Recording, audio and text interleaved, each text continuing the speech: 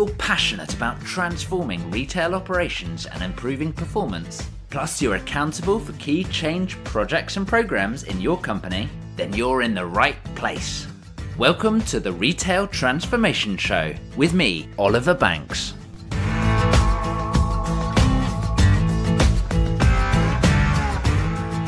Welcome to episode 48 of the Retail Transformation Show. And I am your host, Oliver Banks. Collaboration is often cited as one of those key elements to really making transformation happen.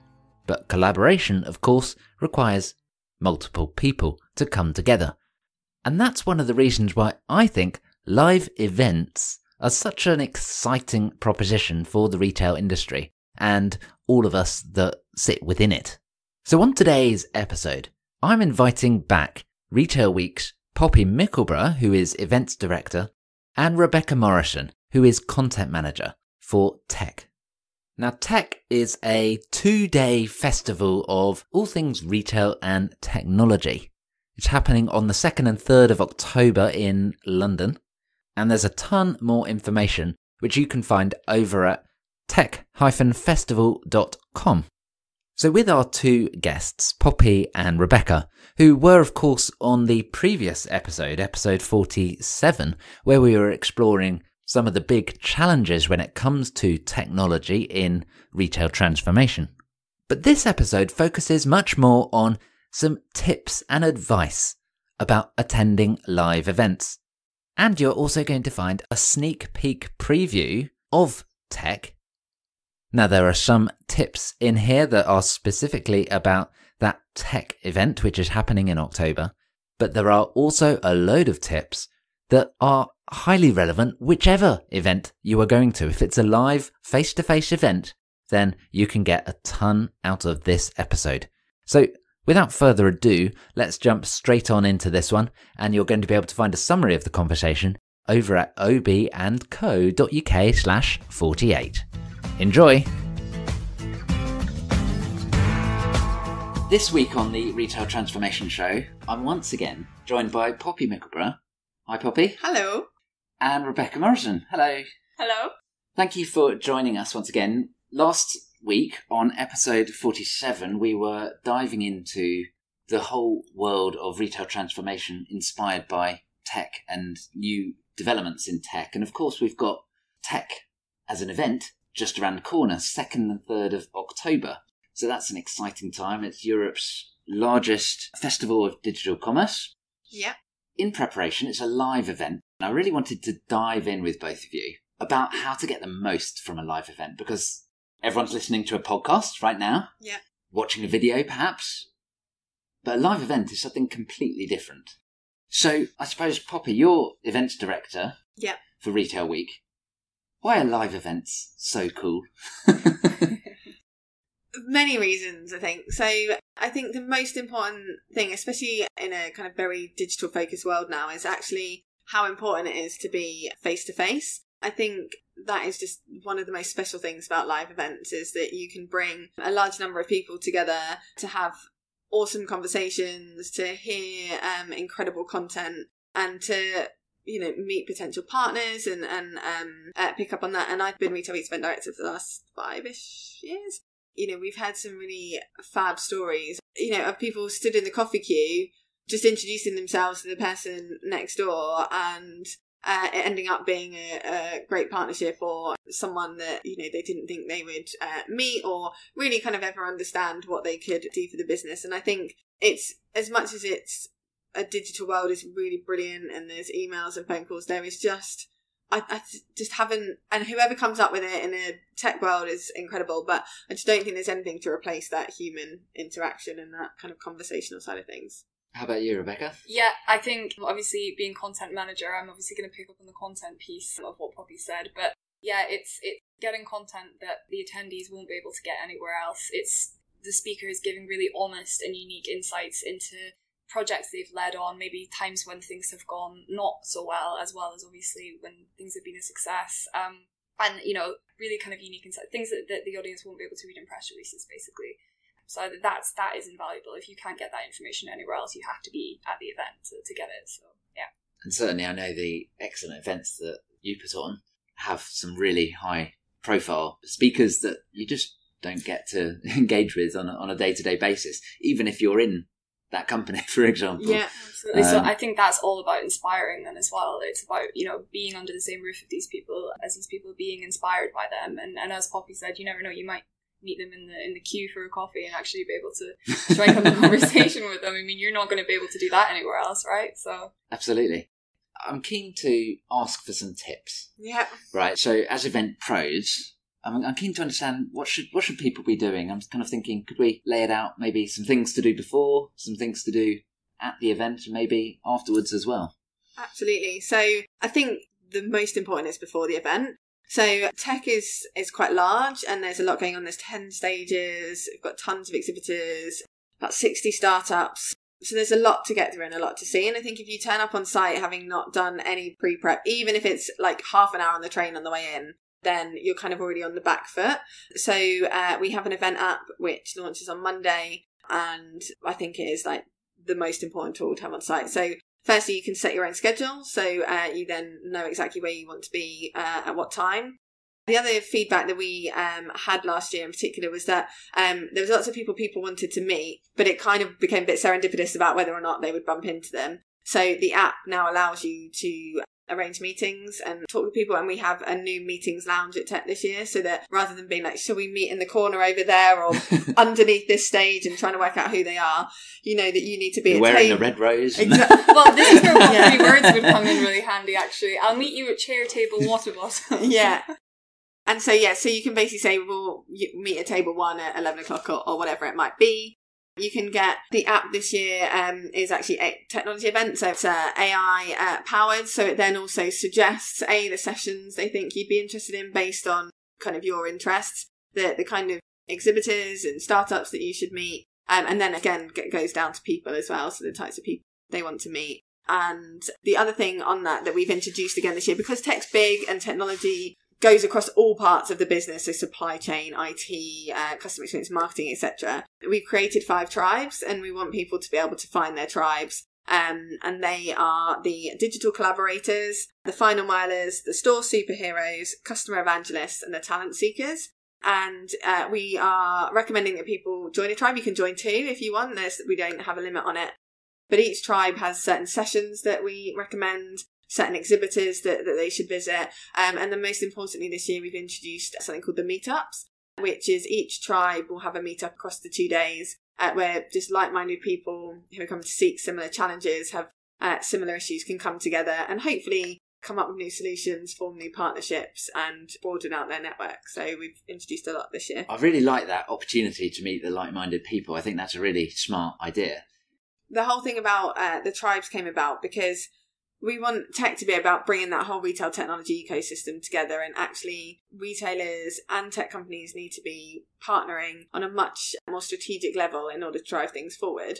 And so we wanted to kind of remove, which I think can sometimes happen at events, that kind of buyer-seller relationship and people feeling like they're in a Marrakesh market being pulled in to have conversations. Because actually I think there's a real understanding that retailers aren't necessarily going to solve a lot of these challenges on their own. And so rather than it feeling buyer-seller is like-minded people. So final milers, for example, if people are wanting to talk more about their supply chain, there are incredible technology suppliers out there that can help.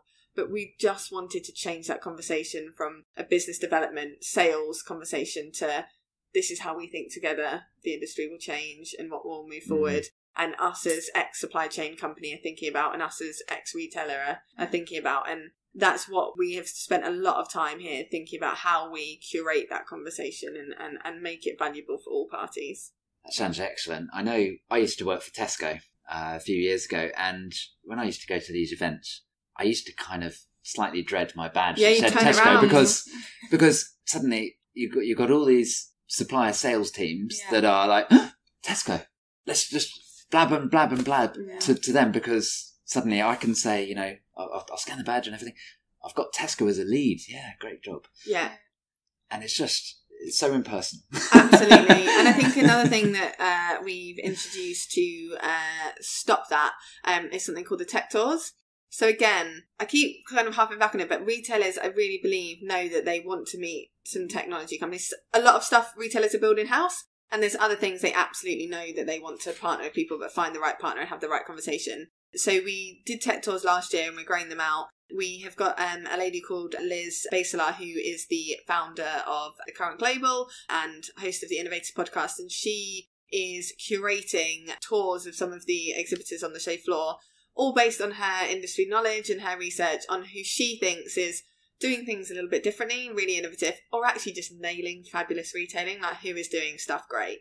And she takes small groups of retailers up to 20 on a tour of the floor and explains that. So the exhibitors aren't allowed to do the hard pitch. In a way, Liz is technically doing it for them, but they then can have much more of an understanding of what the different companies do. And then if they want to go back and have conversations, then they can. Because I think sometimes, as you say, as much as you want to walk around the show floor, you slightly dread it in case there's that pull-up. But actually, A, I hope we've created a great environment for people to want to have those conversations. But B, the tech tours should really give people that insight before then they can go back and make those connections further.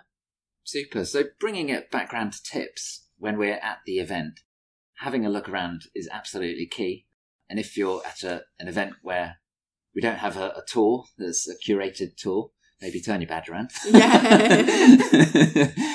Which I've certainly seen a number of people doing in the past. What else? How else do I get the most from going to a live event? So I think the content, and Rebecca can build on this a bit, is really important. So make sure you kind of know what your goals are, what are the things you want to learn about. And yes, like there are tech keynotes are absolutely phenomenal.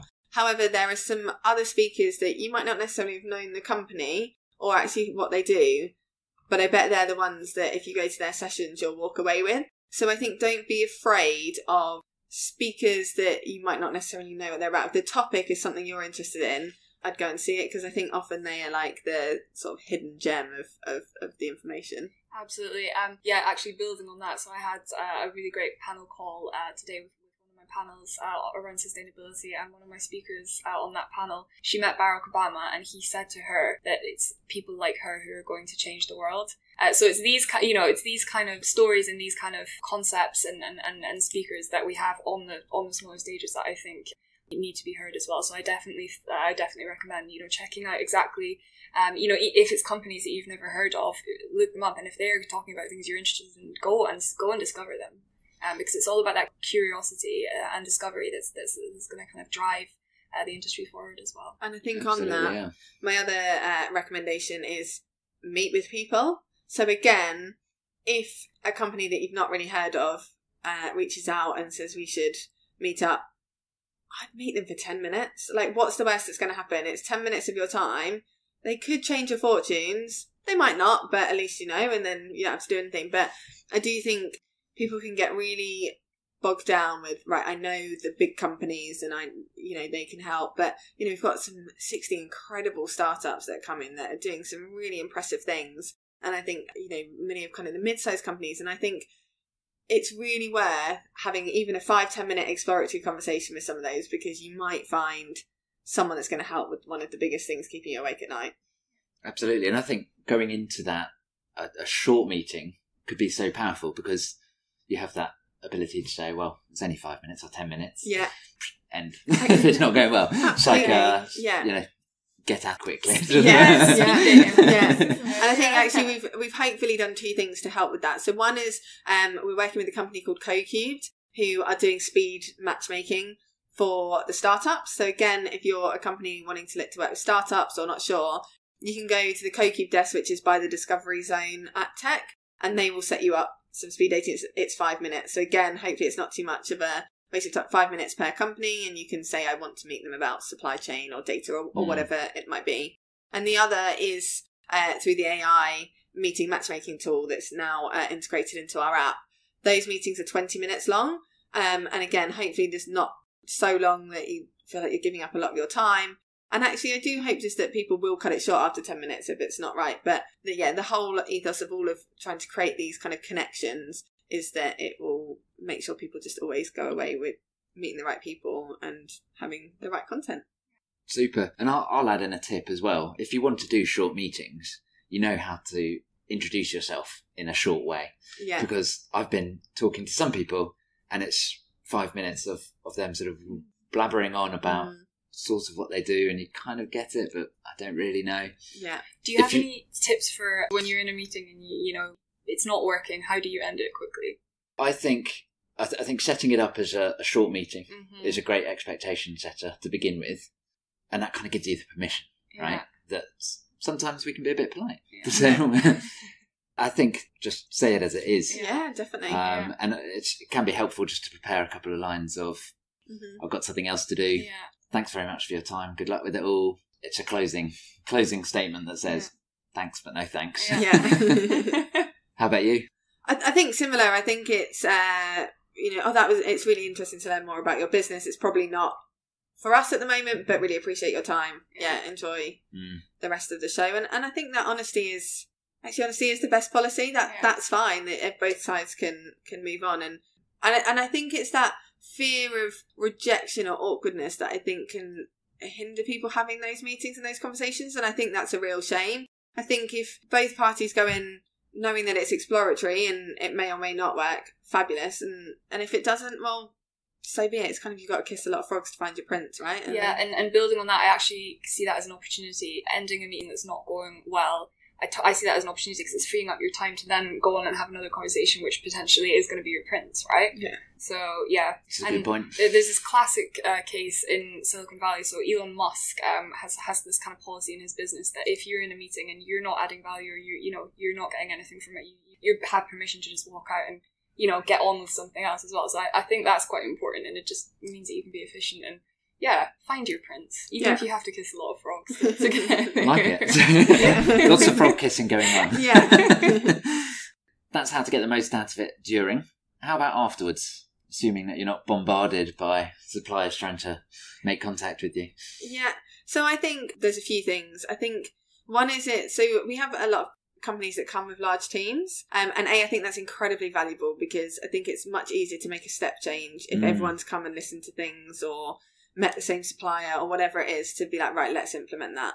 And so I think it's really important for companies that are coming on mass, or even if you're just an individual, to carve out some time after, a bit of reflection time. So the event's on the Wednesday and Thursday. Do you do it on the Friday? Do you do it on the Monday? Just to kind of write down what your reflections are, because it's very easy to get back into the office, head down, carry on, and sort of forget about that and lose all of the inspiration that you got. So I would say diarise some time, as a team or as yourself, to think about what it is that you want to implement or follow up on. And then I think I would also follow up really quickly with any connections that I made again. So everyone's still feeling inspired. They were like, I really must make sure that I talk to Oliver, talk to Rebecca, whoever it is. And so I would again set a bit of time aside to follow up with those people. And then the third thing is you should do that every 3 and 6 months and hold yourself to account. So if on that reflection time you say, right, I want to make sure I've implemented this in 3 months, right, where are we with that? And really kind of making sure you're holding yourself to account, because I do think there's a lot of inspiration and things you can learn from an event, but I do know what it's like when you get back to the office. It can feel really hard to carve that time out. So I think it's about just constantly kind of going back to it, reflecting on it. And actually, I guess if you set up conversations with people that you've met after that, that can kind of help to continue that. Absolutely. I think it's so important to be able to take action. It could be very nice to go out for a day out of the office, so to speak, or a day out of stores, wherever. But if you don't change anything, what's the point? It's just been a bit of light relief, right? Yeah. You may as well have gone to the cinema or exactly. done something else. Exactly. So how do you actually really take action? And I like that, coming back, so almost setting some time in your diary now for 3 months, 6 months, to hold yourself to account and say, actually, I saw this really cool thing. I wanted to follow up with that company, and I've let it go cold, or that person, or I wanted to explore a particular idea, whatever. Yeah.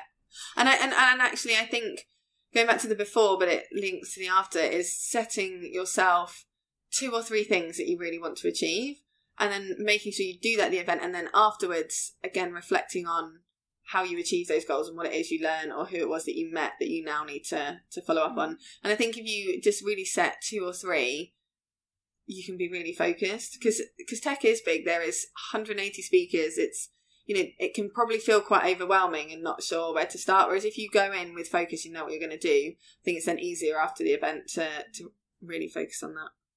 That makes a lot of sense. Goals are certainly something I believe a lot in. It helps you be intentful. Is that a word? Yes, probably. full of intent. Not sure you'll win it. Yeah, not sure if you'll win at Scrabble with it, but we'll see. Sounds like too many letters. Yeah.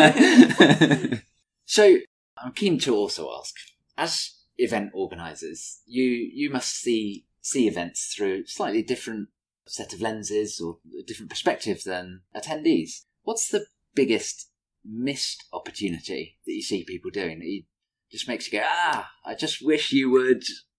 I think people not making as much of an effort to connect with other delegates as they could, because obviously it's quite a unique thing. We've got these amazing people who are otherwise hard to get hold of, otherwise all under one roof together.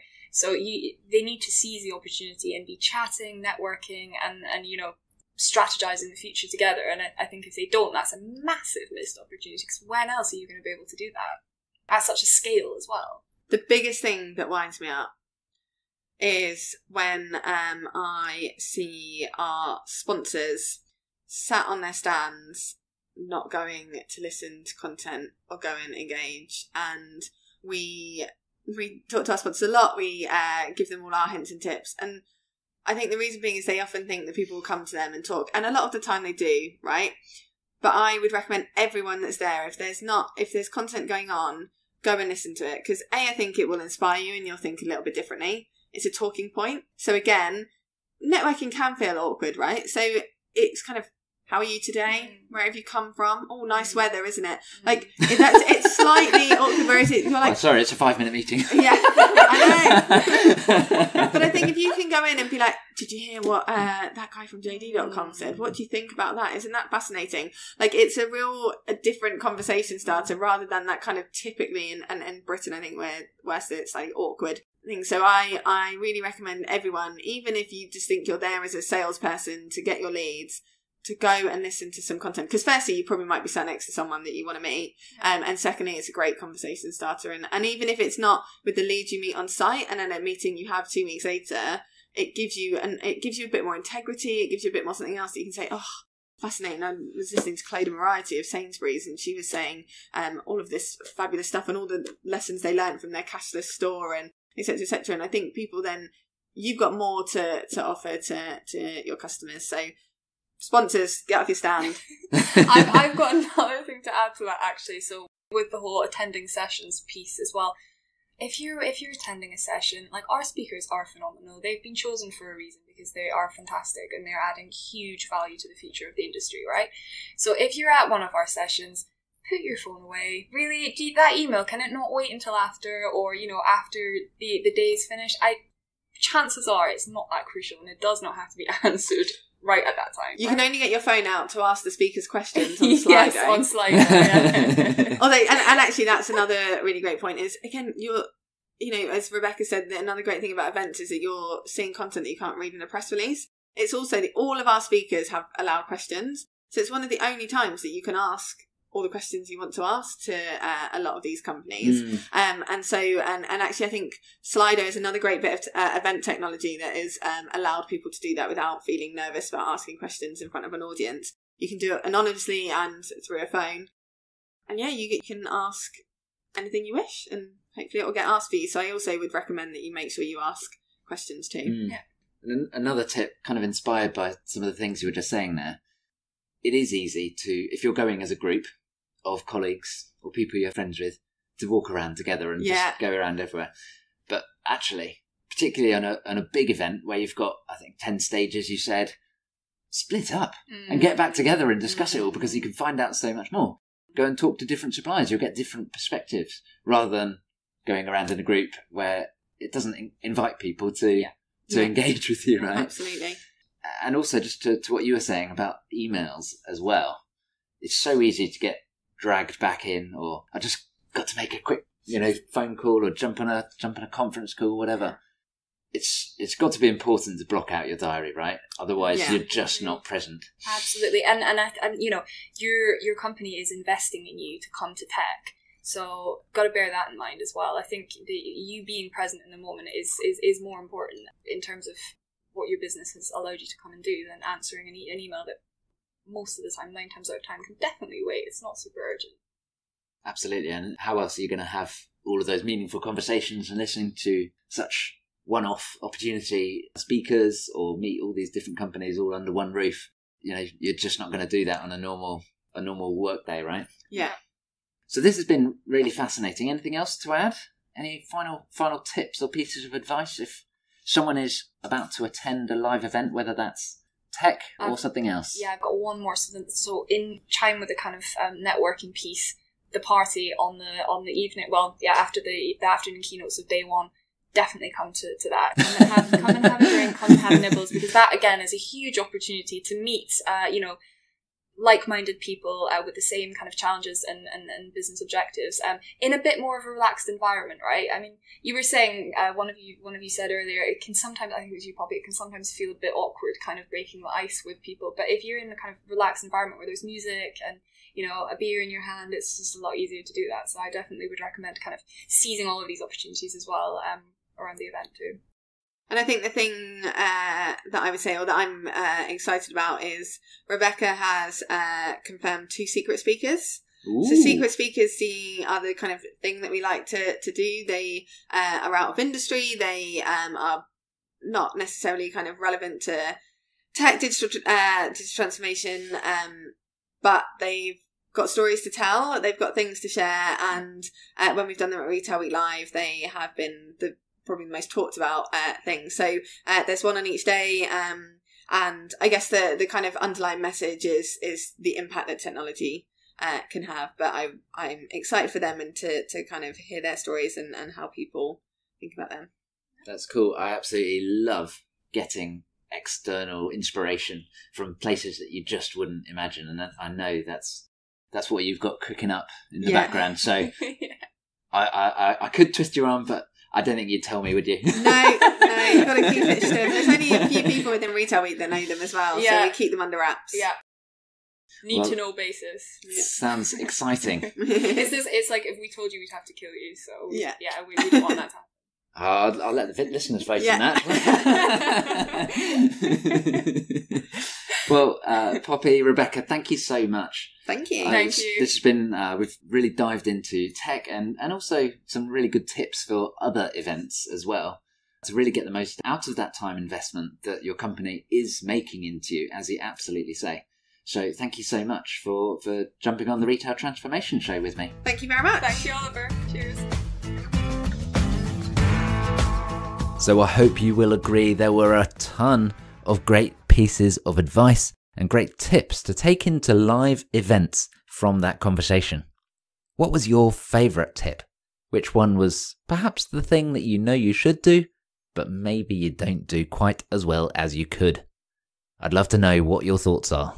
You can find me on social media, usually on LinkedIn, Oliver Banks, or you can find me on Twitter at Ollie_Banks, OLLIE_Banks. Oh hey, why not even drop me an email? oliver.banks@ob&co.uk. Once again, a summary of that conversation and all those tips that you can review and refresh your mind is available over at ob&co.uk/48. And hey, whilst you're there, why don't you sign up for my retail transformation briefings? These are emails that come out once a week that guide you through the biggest news headlines and key content for you to consume if you're into retail transformation. So let's wrap this one up right here, and I will catch you in the next episode of the Retail Transformation Show. Bye.